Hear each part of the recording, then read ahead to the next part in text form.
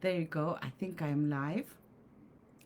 It's 8 o'clock here in Norway, Central European summertime, although it feels more like fall now.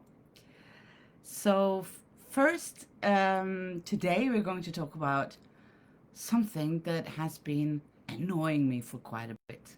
And it's all about how we spoil, or do we really spoil our dogs? I want to talk about that.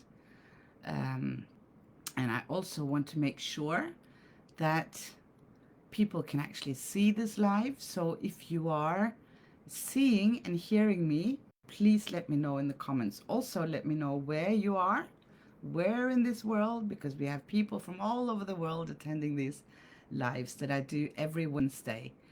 Normally, it used to be 7 o'clock Central European time, but now it will be 8 o'clock most of the times. It's just because of my personal schedule.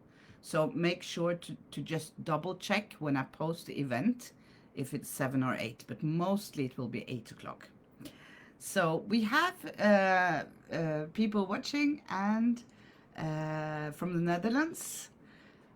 Very, very exciting. Iceland.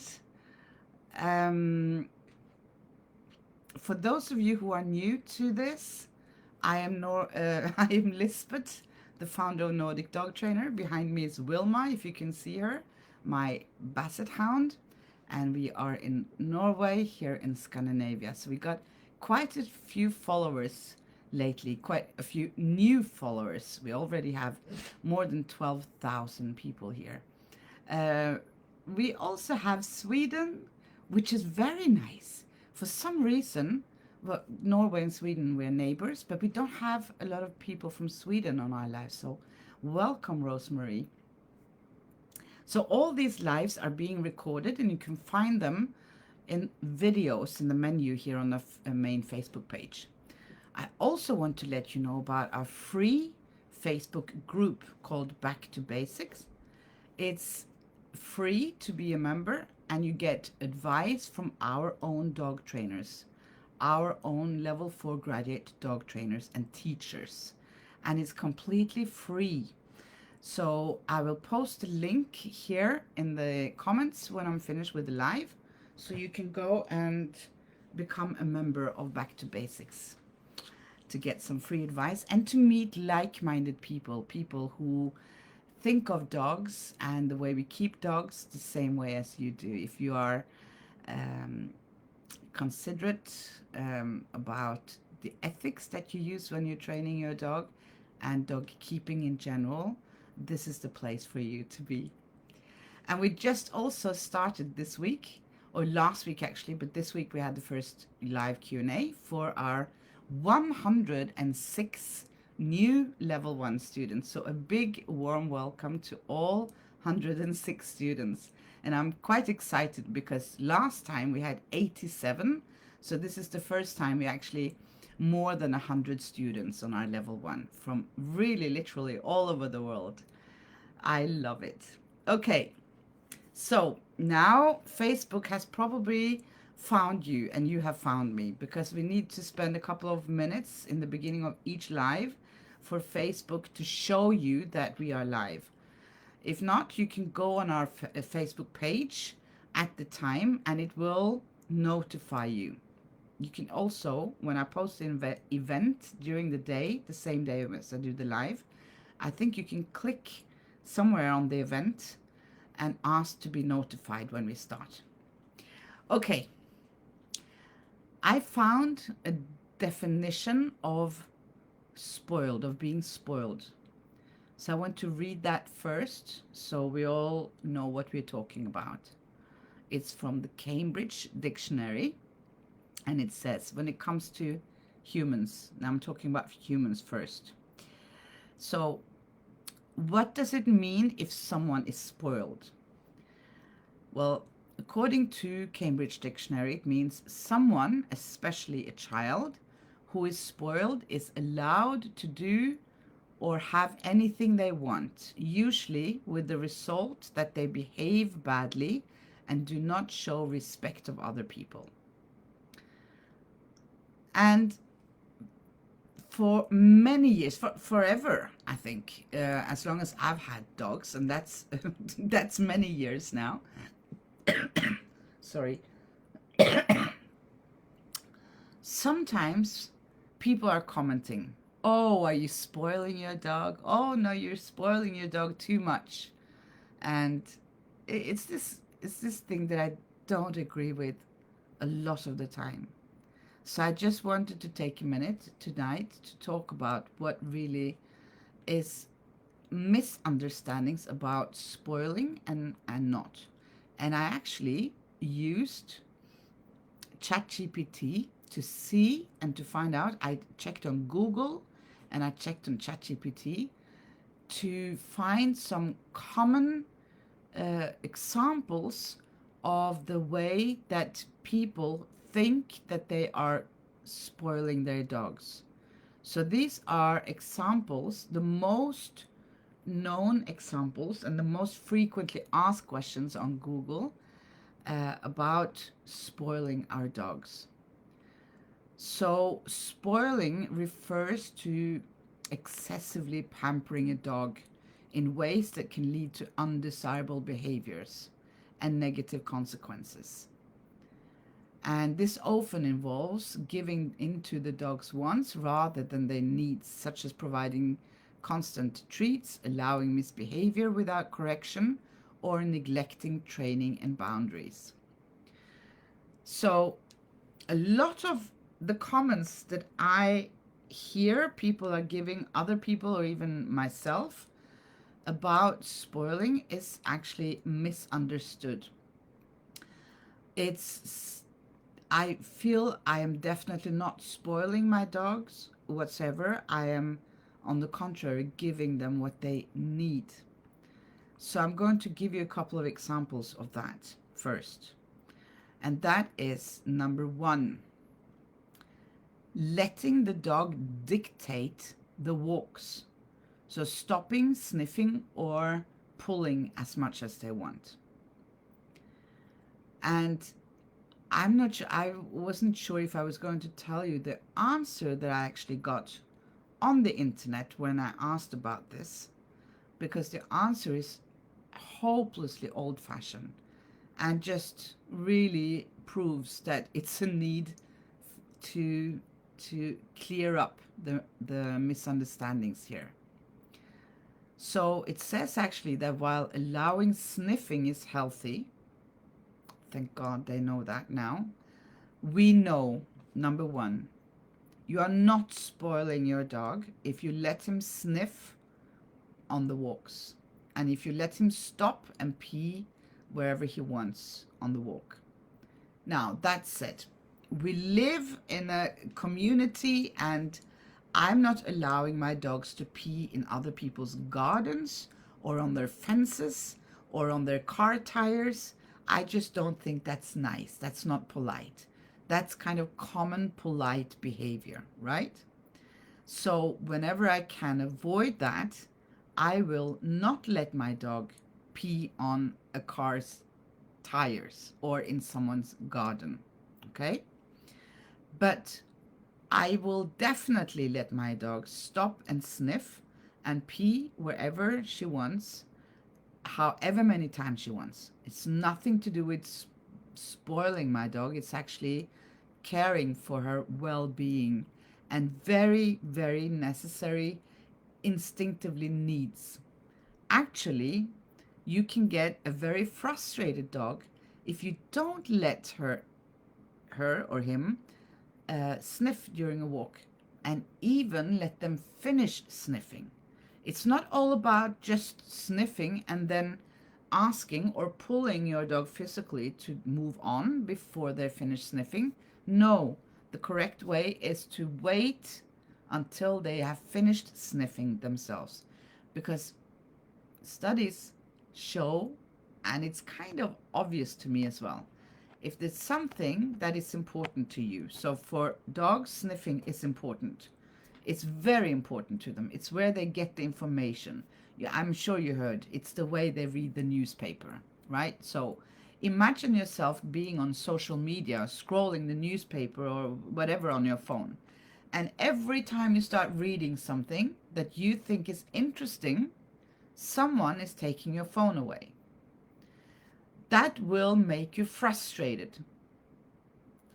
And it's the same thing we're doing if we're not allowing our dogs to finish sniffing uh, on a walk or when they're outside. So that is not spoiling your dog.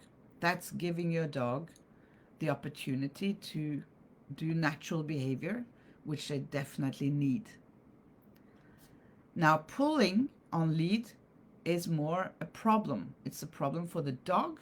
It's a problem for the dog physics, for its back, for its neck, for its whatever. If you depending on if you use a harness or a collar, not even on a harness, it's good for the dog to pull. So that's a training issue. And it's nothing to do with being spoiled or dominant for that matter. Because it says here that letting the dog control the entire walk can make them feel like the leader and cause them to be less responsive to commands and boundaries. Forget about it. We're in 2024 and it's time to just, stop discussing this leadership issue. Forget about this. It's nothing to do with leadership. It's about how you trained your dog. It's not physically good. It's stressful for you and the dog. You just have to teach your dog to walk on a loose leash and stop pulling the leash. Okay? And it has nothing to do with being spoiled either. To be honest, it's about us being lazy, not training the dog. And also about choosing where they want to walk. It says here, letting the dog control the entire walk can make them feel like the leader. Giving the dog choices is an excellent way of helping our dogs to be more confident, to be less scared, less fearful, have less anxiety. Choice is the key word for this. And to give your dog choices, more choices than it has today. One of these choices you can give is to actually let your dog choose where to walk, if it's possible. I'm not saying that if your dog wants to walk in the middle of the road, of course you cannot do that. But what I'm talking about is that if you come to a crossroad, you want to go left, he wants to go right because there's a very interesting smell there. Why not go right? It's about how you think about it. I wasn't aware of it years ago. I didn't think of it. But now I do. Now, when I know that it has a lot to do with for my dog's mental health, now that I have the knowledge, I let them choose.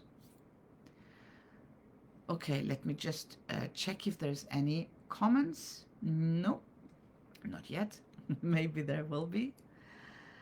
Next one is sleeping in our beds. So a lot of people are asking if, first of all, is it okay to let our dog sleep in my bed? Can I let my dog sleep in my bed? Or will I spoil my dog? No, it's nothing to do with being spoiled. I do respect that you choose not to have your dog in your bed. That's your choice. It's up to you. Personally, I don't think it's a very bad thing not to have your dog in your bed. I understand if you don't want to, okay? So that's my personal view on this. However, having your dog in your bed has nothing to do with being spoiled. Actually, your dog might, quite likely to be honest, get more quality sleep because it's their natural behavior. They need safety to have good quality sleep, so they need to feel safe. And if they trust you and they like you, which they normally do, they choose to sleep next to you in bed or on the sofa. This is where they feel safe, warm, it's nice and soft maybe. They just like it, they enjoy it. and it makes them feel safe, especially puppies. A puppy I would never let sleep alone until he or she is confident and grown up enough to do it. And that could take a while. And also, I want to add that, of course, you can have your puppy or your adolescent dog in bed. And later, if you want to change that, you can train your dog not to be in your bed. It's not the end of the world. You can train that. It takes a couple of nights. That's my experience. Not one night, but not 10 nights. It takes a couple of nights to train your dog not to enter your bed if he's used to it. So you can change your mind. So if you want to have your dog in bed, do that. And you're definitely not spoiling your dog. You're giving them something they need and want from you. Natural behavior and instincts. Okay, another one is carrying the dog everywhere. I don't have any personal experience with this one, but I've watched and observed that some people are carrying their dogs, smaller dogs, especially in bags, and not even in the bag, but just carrying the dog. If there is no reason, no physical reason why the dog can't walk, I don't see why you should do that. Actually, I think the dog should be able to be allowed to walk.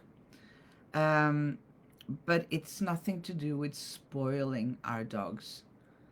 It's some other underlying issues. It could be that the owner is scared that the dog will get into trouble when he's walking him outside in special areas. Maybe if they meet another dog, the owner gets scared and lifts the dog up. But it's nothing to do with spoiled. But still, it's not the best solution. It's not the best solution. Because it will take away, first of all, it will take away choices, which is building confidence and self-esteem and reducing fear and anxious behavior. So, and of course, the obvious that, we need physical exercise. So, yeah, definitely, I would let my dog walk. But it's nothing to do with being spoiled. Another one is overfeeding treats or human food. Of course, that's an issue, and people call them spoiled. And again, I would say this is very individual, and it depends. Overfeeding is an issue. That's a health issue, both for humans and for dogs. So in general, yes, we can say that we are overfeeding our dogs, and that is not good. That's a health problem. So we should not do that. No. But to give treats when you are training your dog, if you use it the correct way, is of course not to spoil the dog. If you want to share your food, your human food, with your dog, if you want to give him something from your plate when you are eating, that's fine. That's your decision. You're not spoiling your dog. You're just being friends with your dog, like with another human friend. You want a piece of my pizza, Do you want to share? It's not a problem. But you might want to consider if you want to start doing that, because you will end up with a begging dog. Once they start getting something from the plate, you can be sure that your dog will sit and watch you eat until you unlearn that habit. So, but if you want to share your food with your dog, that's not spoiling. That's just being nice and polite.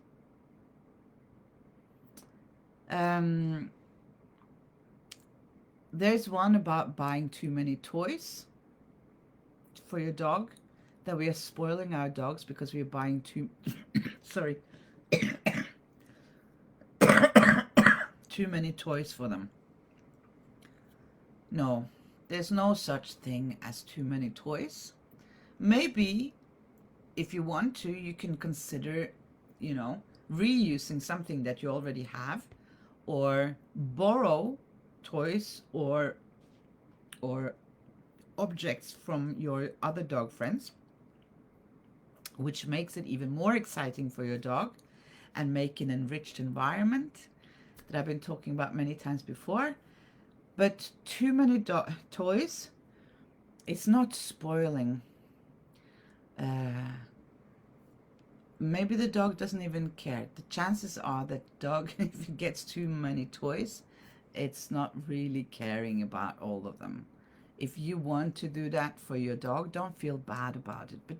But consider how you use your money, or how you invest your money, and if you could buy toys, and if you want to buy toys, different kind of toys, you can put them in different places. You can give them to your sister who's living in a different house and keep them there for a couple of days and then pick them up again. They will have a different smell. But you don't have to buy a toy for that. You can use things for free, or you can just use old things. You can use your old socks or a cloth or a towel for that matter. But I don't think it's spoiling our dogs.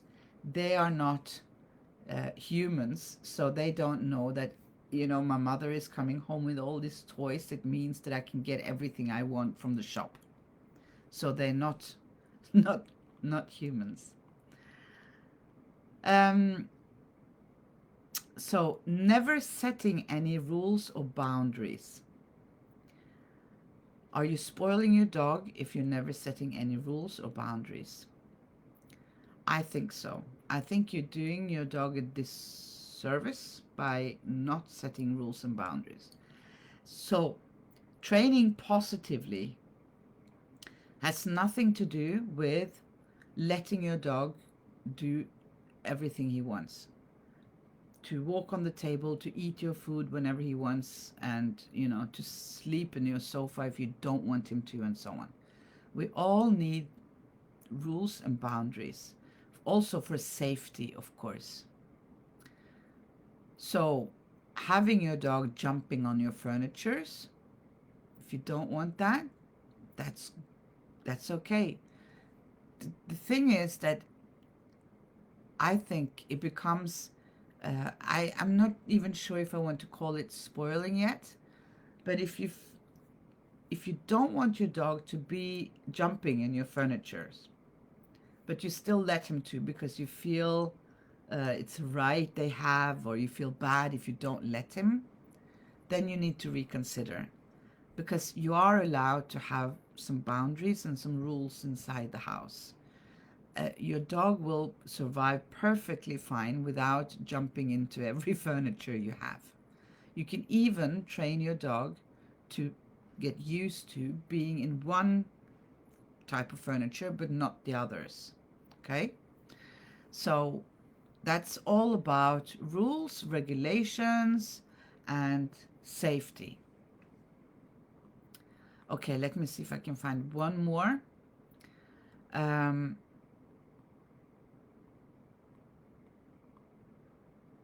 Allowing bad behavior without correction.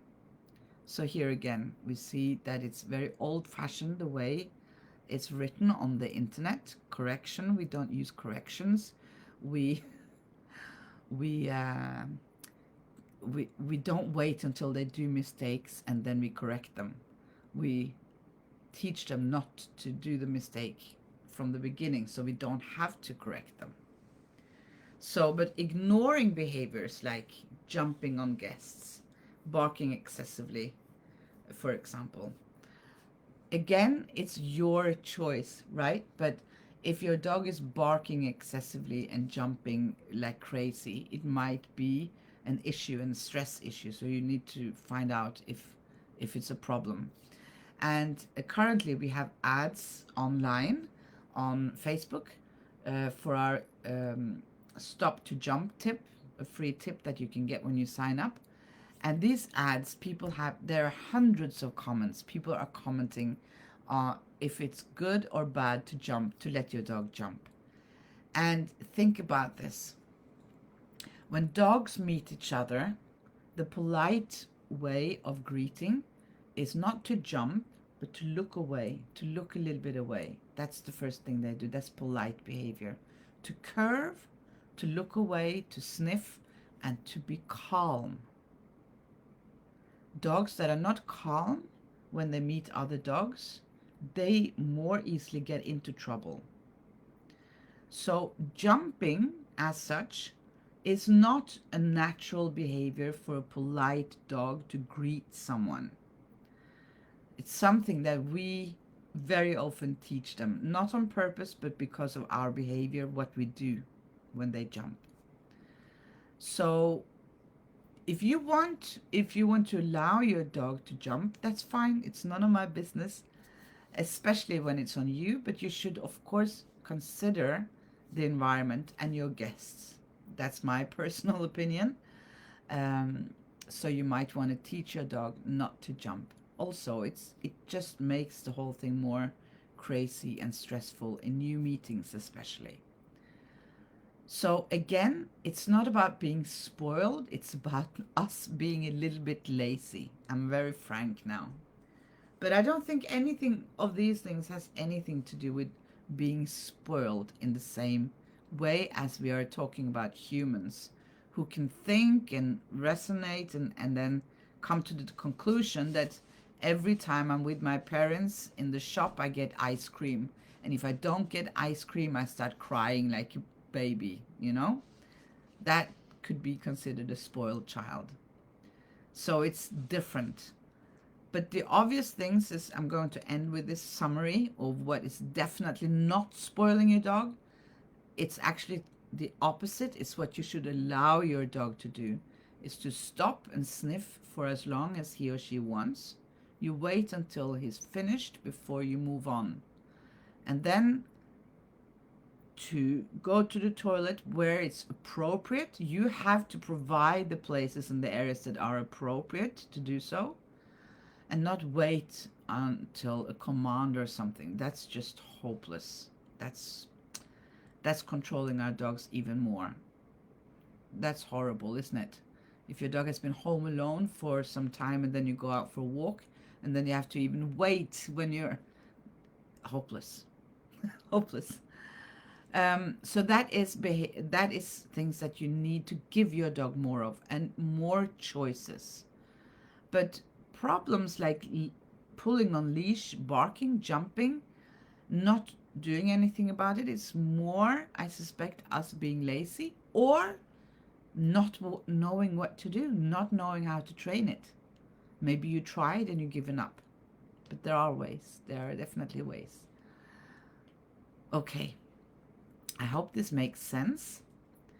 I'm looking in the chat. There's no questions or comments as such. But this is my view on spoiled dogs. Spoiled or not spoiled. So, Dan is asking how to teach a dog from peeing on a car tire or in a friend's garden. I would curve. I would use the attention sound. I would not let the dog come close to the car or inside the garden. You have to prevent it before it's happening. You cannot expect a dog, if you let your dog approach the car tire and start sniffing, then it's too late. Then you have to drag him away, or you do a recall. So you have to prevent them from going too close so they can pee there. Logical, I think. There's no other magic way. It's the best way. I have had a lot of male dogs in Norway. Then we are not allowed to neuter our dogs unless there is a medical reason. Yes, I do know that some people still do, but by law, you're not supposed to do it. So most male dogs in Norway are intact. And yeah. And the problem, especially if you have several dogs, like I used to have 8 male dogs, all intact. So if you walk on leash with 8 male dogs and one pee, somewhere, then the 7 other are going to pee right at the same spot, right? So you don't want that to happen. That's just not nice for the car owner or the owner of the garden. So, thank you very much for coming tonight. I'll be back next Wednesday at 8 o'clock here on our Facebook page, and everything is recorded. So I'll post the link to our free Facebook group, Back to Basics, and you can become a member and ask our trainers inside the group and get to know other people. We are more than 2,500 people in there now. We didn't have the group for very long. Diane is asked, so when a dog is in a friend's garden, they usually feel excited and they need to pee because of stress. Yeah, okay, so if you are visiting a friend and the dog is not allowed to pee in that garden, well, then I wouldn't take my dog there, to be honest. Yeah, I wouldn't. What kind? Because that's what dogs do. It's really part of their natural behavior, and to pee a little bit everywhere. That's. I want to let them do that. So then you have to have him on leash and make sure he's not doing that. A bit off topic and maybe need more specific information. But how do you? But do you have any ideas about sniffing other dogs? Genitals a bit obsessively, a best friend dog, and both male and not nurtured. Yeah, that's very off topic. And this is something we have to see. I have to know more about this. It could be that the dog is just smelling wonderful to the other dog. Dogs are individuals. So I don't know. Is this a stress-related thing that he does it to every dog he meets, or particular dogs, or how is the other dog reacting, and so on? The other day when I was walking Wilma, I had a person approaching me with the dog herself, and she was shouting across the road, "Is it a male or female dog?" And I answered, "It's a female." And she said, "Is she not? Does she like other dogs?" And I couldn't. I just answered, "Well, it depends," which is the truth. But I couldn't be bothered to stop and explain to her that, of course it depends. It depends on her mood. It depends on the other dog. It depends on everything. So I can't guarantee that my Wilma, who looks very peaceful in the back here, loves all other dogs. Sometimes she doesn't.